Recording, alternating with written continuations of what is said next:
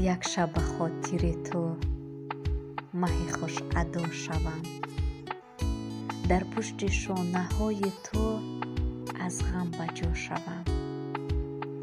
گردم چراغ سبز به شام رمانتیکی، در برگ نغمه‌ریز لبانت نوا شوم. گلبیز در فضای اتاقت شنیل من، ریزم به جرعه نفس تو هوا شوم. تو بوسه بوسه جان بدمی بر تن دلم، یک اختر به چشم کبودی سما شوم. ای شیک و شوخ و شنگ ایمیجت سیاسی است، مگذار من ز بیم سیاست فنا شوم. ای آفتاب قطره یک پاک شبنمم، در مقدم تو بیت تری انتها شوم.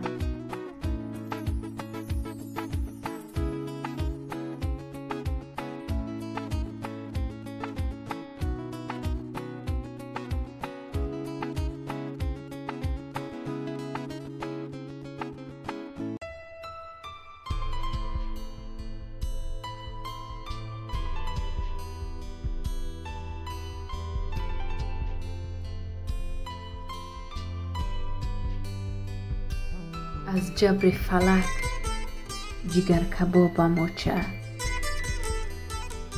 با چهره زرد و دل خرابم آچه.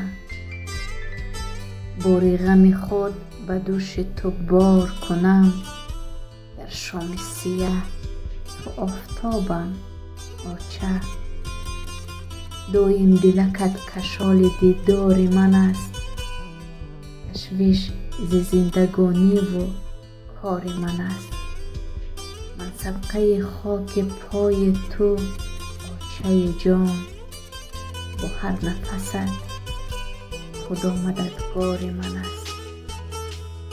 در چشم فلک نقطه گردم آچه، در دفتر غم مصرع دردم آچه. آمیخت به خون بخت مرا قسمت بین، پند تو به گوش یک زن مردم آچه.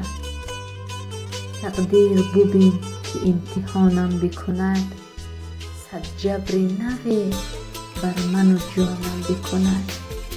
ای آچه تحمل چه گران است گران، زهر بدنم پاره نانم بکند. من صدقه هر حرف و کلامت آچه، استاره شوم گوشه بامت آچه. هستی و دلم پر است که دنیا دارم، صد بار بمیرم من به نامت